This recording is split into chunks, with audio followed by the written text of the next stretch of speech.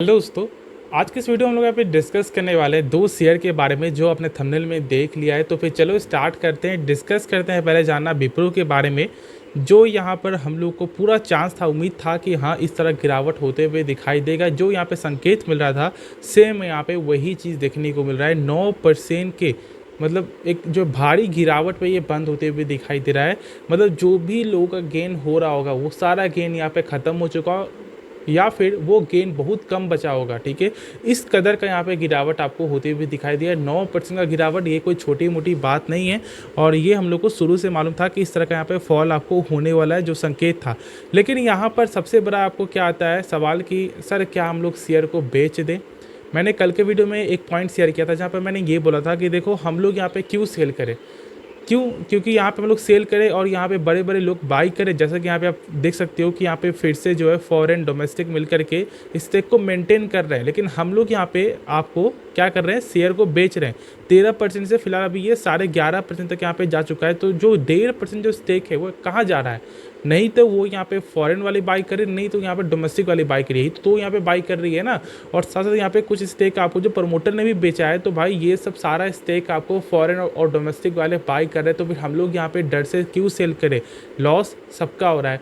ठीक है, या फिर यहाँ पे प्रॉफिट भाई कम सबका हुआ है। तो इसलिए भाई यदि आप यहाँ पे मुझसे ऐसे पूछोगे तो मैं तो यहाँ पे यही बोलूँगा कि आप बिल्कुल भी नहीं बेचो, आराम से निश्चिंत होकर होल्ड करो।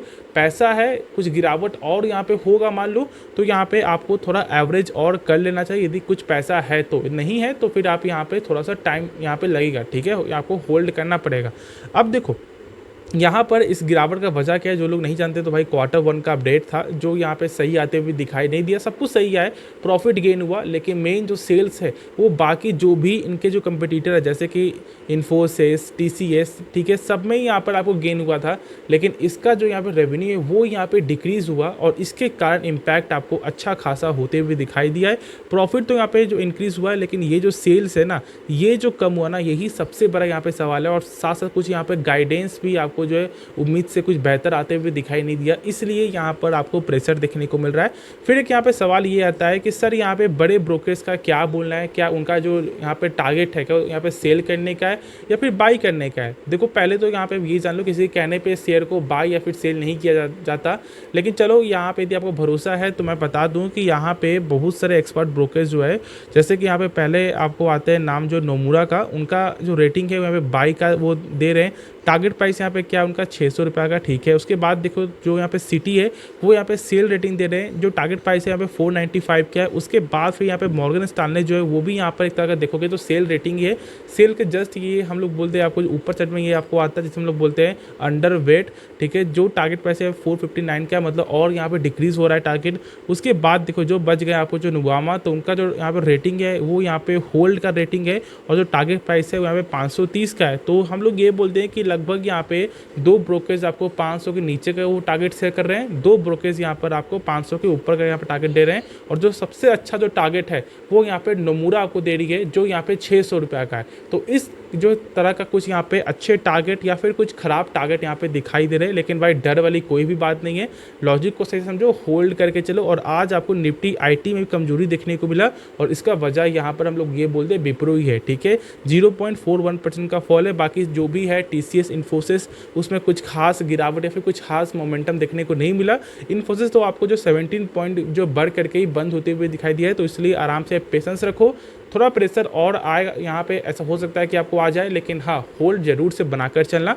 उसके बाद जो शेयर है वो यहाँ पर है हुडको। देखो हुडको तो पहली बात यहाँ पे मैं आपको बोल दूँ, जो भी सरकारी कंपनी है वो सारा यहाँ पे कल के दिन आपको फोकस रहेगी। इसका क्या वजह है तो जो लोग नहीं जानते, जो लोग यहाँ पे याद नहीं है, तो मैं बता दूँ कि कल का डेट है 23 जुलाई, मतलब कल के दिन यहाँ पे बजट जो है पेश होने वाला है। और इस बजट के रिगार्डिंग से यहाँ पे सारे सरकारी कंपनी फोकस तो यहाँ पे रहेगी ही रहेगी, इसमें कोई शक नहीं है। आपको रेलवे शेयर, ठीक है, हर एक शेयर फोकस रहेगा।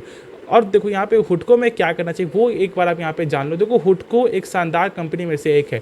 सरकार भी यहाँ पे लगातार इस पे फोकस करते हुए दिखाई दे रही है। बहुत सारे यहाँ पे कंस्ट्रक्शन को लेकर के भी इनको यहाँ पे न्यूज़ मिलते हुए दिखाई दी है, जहाँ पर पहले आपको 1-2 करोड़ थे, ठीक है, घर के प्लान के लिए, वो यहाँ पे आपको 3 करोड़ यहाँ पे हो चुके हैं। तो इस कदर का यहाँ पे न्यूज़ आपको आते हुए दिखाई देगा, और ये आगे और बढ़ेगा। तो इसलिए भाई हुडको को बिल्कुल भी अवॉइड मत करना, जो मैंने आपके साथ 150 के लेवल से मैंने शेयर किया हुआ है। और फिलहाल मैंने आपको हाल ही के लेवल में भी जब मैंने ये स्टॉक जब आपको 214-15 तक भी जब ये स्टॉक जाते हुए दिखाई दे, मैंने शेयर किया था कि देखो भाई पूरा मोमेंटम ब्रिज है, इसे ज़रूर से यहाँ पे फॉलो करो, 300 तक यहाँ पे शेयर जाएगा। और ये अभी भी आपको 324 पे ट्रेड कर रहा है। कुछ यहाँ पे गिरावट हुआ है, लेकिन ये गिरावट आपको फिर रिकवर भी हो जाएगा यदि कल के दिन बजट इसके जो अनुकूल आता है, तो सेम आता है, तो जो यहाँ पे चार्ट ही है मार्केट तो ही यहाँ पे गेन करेगा, वरना यहाँ पे थोड़ा और करेक्शन होते हुए दिखाई देगा। खास बात क्या है यहाँ पर जो इसका पैटर्न देखो शेयरिंग, जहाँ पर आपको फॉरेन डोमेस्टिक दोनों यहाँ पे मिल करके स्टेक को गेन कर रहे हैं, और ये सबसे खास बनाता है कोई भी कंपनी के लिए। देखो यहाँ पे लोग जो है ट्रस्ट मतलब कैसे उनका बिल्ड होता है, जो वो देखते हैं कि क्या यहाँ पे सर फॉरेन और डोमेस्टिक वाले क्या मिल करके यहाँ पे शेयर को बाई कर रहे हैं, तो हाँ यहाँ पर दोनों मिल करके शेयर को बाई कर रहे हैं, और ये एक अच्छा प्रदर्शन है।